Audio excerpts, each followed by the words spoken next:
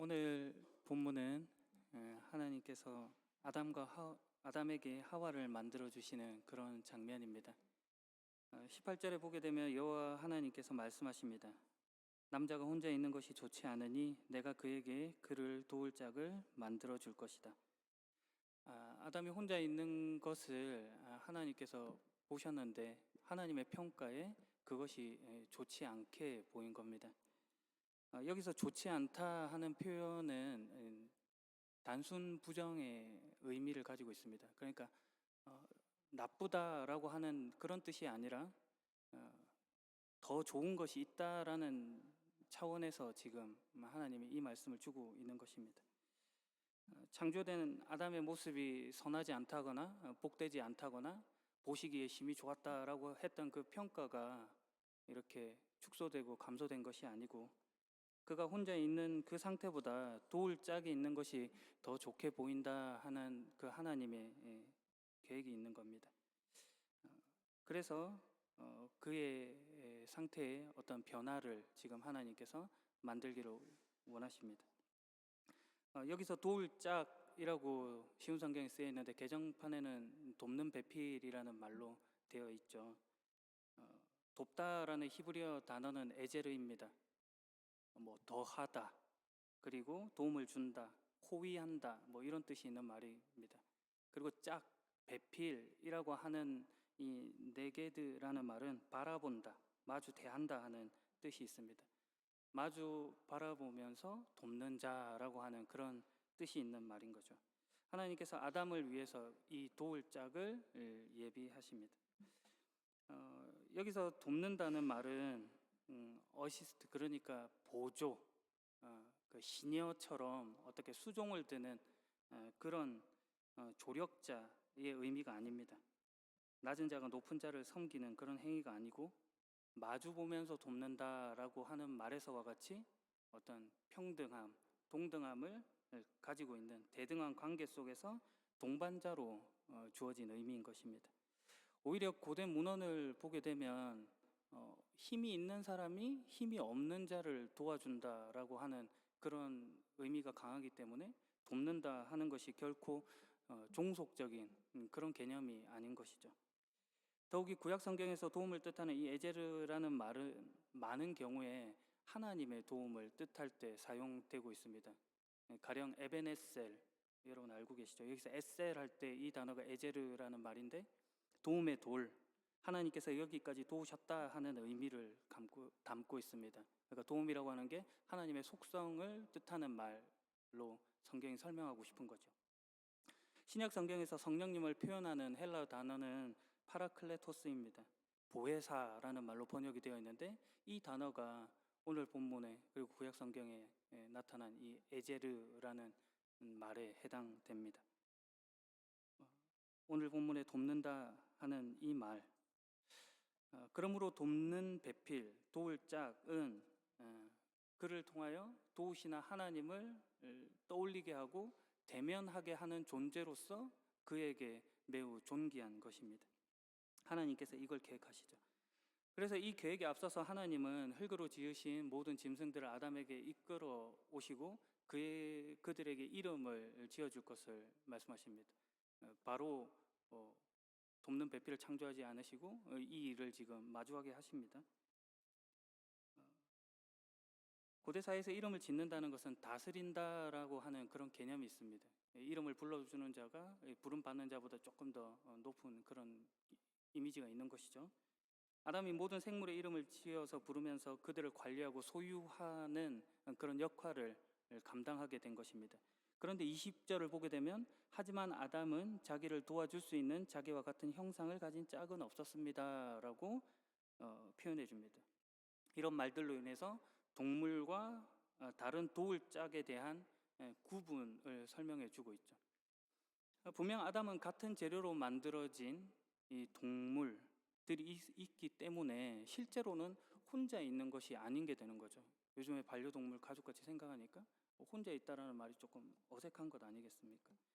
그런데 하나님의 평가는 혼자 있는 것이 좋지 않다라고 하는 말을 하심으로 혼자 있는 것이 단순히 어떤 것들이 있다, 없다, 있음과 없음의 그런 개념이 아니라 같음을 나눌 수 있는 그런 존재, 특별히 같은 형상을 가진 존재가 필요하다라는 그런 말을 지금 하나님이 전달해 주고 싶은 겁니다. 창세기 1장 26절에서 하나님께서 우리가 우리의 모습과 형상대로 사람을 만들자 하는 말씀이 있는데, 사람이 하나님의 형상을 가진 존재로 상호 이해와 교류를 통해 하나님의 형상을 확인해야 하는 그런 존재다라는 것을 성경이 밝히는 것이죠. 그것이 곧 홀로 있음, 혼자 있는 것이 아닌 게 된 것입니다. 도울짝, 돕는 배필, 히브리어로 한 번 더 말씀드리면은 에제르 케 네게또라고 하는 말입니다. 에제르는 도움이고 네게드는 마주한다 이런 뜻이 있다고 했죠. 그 사이에 케라고 하는 접속사가 있습니다. 무엇처럼, 무엇을 따라 이런 뜻이 있는 말인데, 하나님께서 사람을 만드실 때 우리가 우리의 형상을 따라 사람을 만들자 할 때 거기서 따라, 그게 케입니다. 하나님께서 그런 돕는 배필을 통해서 우리가 하나님의 형상 이런 것들을 더 깊이 있게 이해하려는 그런 모습을 주셨다고 할 수 있겠습니다. 그래서 하나님께서는 아담을 깊이 잠들도록 하신 후에 아담이 잠든 사이에 아담의 갈비뼈 하나를 꺼내시고 그 자리를 살로 메우신 후에 꺼낸 갈비뼈로 여자를 만드시고 그녀를 아담에게로 데리고 가십니다. 아담에게서 취하여 만든 아담과 동등한 존재, 한 몸에서 비롯된 존재다라고 하는 것을 말해주는 것이죠. 고대 주석가들은 이 갈비뼈라는 말에 주목을 해서 남성의 위나 아래가 아니라 옆구리라는 위치에서 취했기 때문에 그와 매우 동등한 위치에 있다라고 언급하기도 합니다. 그러니까 머리가 아니니까 군림하지 아니하고 발이 아니니까 밟힐 수도 없는 그런 존재임을 말하고 있는 것이죠. 살이 갈비뼈를 지금 덮고 있고 그 갈비뼈가 우리의 중요한 장기들을 덮고 있다는 것을 생각해 본다면 여자는 남자의 보호 아래 있고 또 동시에 여자는 또 남자를 보호하는 그런 역할이 있는 것이죠. 상호 보완의 그런 관계인 것입니다. 하나님께서 그런 존재를 아담이 직접 찾게 하지 않으시고 데리고 오십니다. 사람에게 무엇이 중요하고 필요한 것인지를 하나님께서 누구보다 잘 아시고 그의 필요를 채워주십니다. 그래서 그가 더 풍성한 충만한 상태로 나아갈 수 있게 된 것입니다. 여자를 본 아담은 탄성을 지릅니다. 아, 내 뼈 중에 뼈요, 내 살 중에 살이구나. 매우 경쾌한 리듬감을 가지고 있고 운율을 가지고 있는 어떤 시적 표현입니다. 참으로 나의 뼈이고 나의 살이다. 매우 가깝고 친밀한 관계다라는 것을 말해주고 있죠. 더욱이 이 말을 아담은 최상급으로 표현해주고 있습니다. 그러니까 어느 것과 비교할 수도 없이 소중하다 하는 그런 뜻을 담고 있죠. 뼈와 살은 강함과 약함의 의미로도 사용되었습니다. 그녀가 그의 강함과 약함을 다 드러내주는 존재, 처음과 끝을 다 보여줄 수 있는 어떤 그런 존재로 지금 고백이 되어지고 있는 것이죠. 한편으로 고대 사회에서 뼈와 살이라는 말은 언약 체계를 통해서 이제 상호 연대성을 말할 때 사용되었습니다. 함부로 훼손할 수도 없고 끊을 수도 없는 그런 관계다라는 것을 이 뼈와 살이라는 말로 표현을 하고 있는 것이죠. 완전히 같은 자, 한 몸이라는 뜻입니다. 24절, 그래서 남자는 자기 아버지와 어머니를 떠나 아내와 한 몸을 이루게 된 것입니다. 이 한 몸을 이룬다라고 하는 뜻에 대해 설명드렸는데 악교풀로 서로를 붙인다 하는 그런 뜻이 있는 말입니다. 그러니까 종이 한 장과 종이 한 장을 풀로 탁 붙였을 때 그것이 완전히 하나인 것과 같은 그런 모습인 것이죠. 만약에 그 종이를 둘로 나누려고 한다면 그 한쪽 종이의 면에 다른 종이의 흔적들이 남아서 그 찢어짐이 매우 어려운 모습으로 보여지는 것이죠. 그만큼 분리될 수 없이 하나다 하는 것을 그렇게 표현해 준 것입니다. 우리말로 보면 거기 남자, 여자라는 말 때문에 조금 구분이 명확한 그런 이미지가 있는데 히브리어 말로 보자면 남자는 이시 그리고 여자는 이샤라는 말로 되어 있습니다. 동일한 어근에 같은 뿌리를 가지고 있는 그런 말로 성경이 지금 남자와 여자를 표현해 놓은 것이죠. 한 몸이다, 하나다 하는 표현을 그렇게 해 두었습니다. 그래서 25절에 그들은 벌거벗었지만 부끄럽지 않습니다. 왜냐하면 상대는 이제 타인이 아니고 나이기 때문입니다.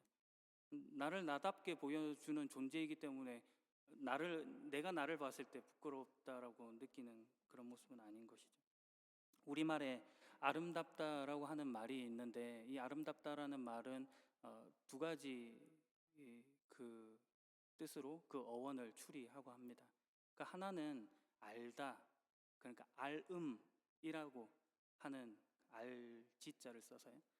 그런 느낌으로 이제 무엇인가를 알아냈을 때 그것을 아름답다라고 표현하기도 하고, 또 다르게는 나아자를 써서 나답다 이런 뜻으로 나다움을 찾았을 때 그것을 아름답다라는 말로 이해하기도 합니다. 나를 나답게, 그것이 무엇인지를 안다는 것을 아름다움으로 이해할 수 있는 것이죠. 성경은 그 나다움, 그것을 아는 것이 결코 혼자서 완성되는 것이 아니다 하는 것을 지금 말해 주는 것입니다. 상대를 통해 나의 완성을 보고 그를 통해 하나님의 형상을 확인하고 나를 확인하는 것, 그것이 오늘 본문이 해주는 말입니다. 그런 맥락에서 오늘 본문은 연합과 하나됨에 관한 이야기이고, 이 공동체성의 회복을 말하고 있는 것이라 하겠습니다. 창세기라는 이름을 보면 세상을 창조한다라는 그런 뜻이 있죠. 태초에 하나님께서 하늘과 땅을 창조하셨습니다라는 그 내용으로 시작하는 베레시트라는 말에서 이 창세기라는 이름이 있는데, 하나님이 천지를 창조하신 이야기는 창세기 서두에만 나옵니다. 전체 책 이름으로는 부적합할 것 같지만, 그러나 창세기를 계속 읽다 보면 하나님께서 세상을 어떻게 간섭하시고 또 만들어 가시는가 하는 것들을 볼 수 있다는 점에서 그 이름은 적절하다 할 수 있겠습니다. 그것이 오늘 본문으로 보자면 남자가 자기 부모를 떠나 아내와 한 몸을 이루어 가정을 만드는 것이고, 생육하고 번성하여 땅에 충만하여 공동체를 이루어 가는 것으로까지 성경이 확장되어서 보여주고 있는 것이죠. 상대를 나와 같이 볼 수 있는 그 눈이 있어야 우리가 이것들을 이루어 나갈 수 있습니다. 그런데 아쉽게도 성경은 그 바라봄의 훼손에 대해서 이야기하고 있습니다. 오늘 본문 뒤에 이어지는 내용이 바로 뱀이 여자를 속여 그녀의 아름다움을 훼손한 그런 사건으로 나타나는 것이죠. 죄가 들어오니 결국 그 안에 수치와 부끄러움이 남게 되더라 하는 왜곡을 만들어냅니다. 신약 성경에서 그 뱀은 사탄의 상징으로 묘사됩니다. 사탄은 히브리어로 대적자, 고발하는 자 이런 뜻이 있는데요. 고대 사회에서 천상의 어떤 존재를 가리키는 그런 말로 쓰이기보다는 법률을 잘 알아서 타인의 이 단점 같은 거를 들추어 내려고 하는 그런 사람을 가리킬 때 이 사탄이라는 말을 사용했습니다. 대표적으로 사무엘상 29장 4절을 보게 되면 다윗이 우리와 함께 있는다면 그것은 우리 진 가운데 적이 있는 것과 같소 할 때, 여기서 적이라고 하는 말이 사탄이라는 말로 되어 있습니다. 그러니까 사람에게도 쓸 수 있는 그런 말인 것이죠. 하나님의 형상을 왜곡하고 훼손시키려고 하는 시도, 그런 것들을 하려고 하는 자는 누구든지 사탄이 될 수 있다, 이런 말로도 생각해 볼 수 있겠습니다. 여자가 사탄의 유혹에 넘어갔습니다. 그 유혹에 사탄이 시도한 하나님 형상의 훼손은 비교를 만들고 자격을 만들려고 한 것입니다. 그리고 그 주체를 사람에게 돌린 것입니다. 앞서 제가 그 도울 짝, 돕는 배필 할 때 이 전치사 캐라고 하는 말이 사용되었다, 뭐처럼, 뭐 따라, 이렇게 그 말을 사용했는데요. 이 말을 하나님이 주체가 돼서 쓰여진 성경 구절이 아니라 사람이, 그러니까 피조된 창조물이 이 캐라는 전치사를 받은 첫 번째 구절이 바로 창세기 3장 5절입니다. 너희가 그 나무 열매를 먹고 너희 눈이 밝아지면 선과 악을 알게 되어 너희가 하나님과 같이 될까 봐 그렇게 말씀하신 거야.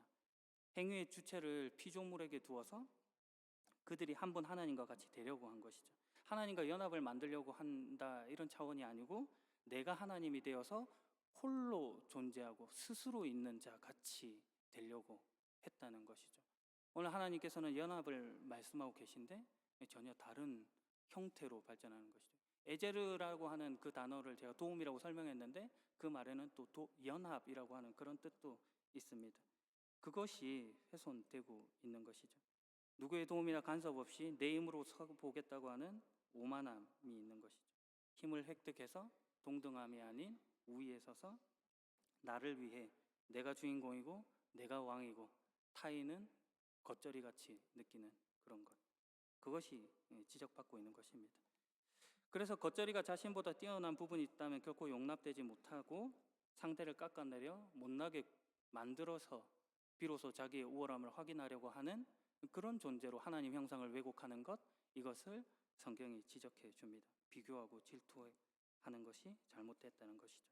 하나님을 기준으로 보지 못하고 내가 기준이 되었을 때 생기는 문제다라는 것입니다. 성경은 앞으로 오늘 본문 이후에 창세기에서 계속 줄기차게 이런 이야기들을 해갑니다. 그럼 아담과 하와 이후에 가인이 자신의 동생 아벨에게 했던 모습을 보십시오. 가인의 일반적인 재물을 뜻하는 그 민하라고 히브리어로 되어 있는데 그런 소산을 드립니다. 그와 달리 아벨은 베쿠르를 드리는데 땅의 소산, 가축 이런 것들, 이런 재물들 상관없이 어떤 첫 번째 것 그리고 가장 좋은 것을 뜻하는 베쿠르라는 것을 드렸습니다.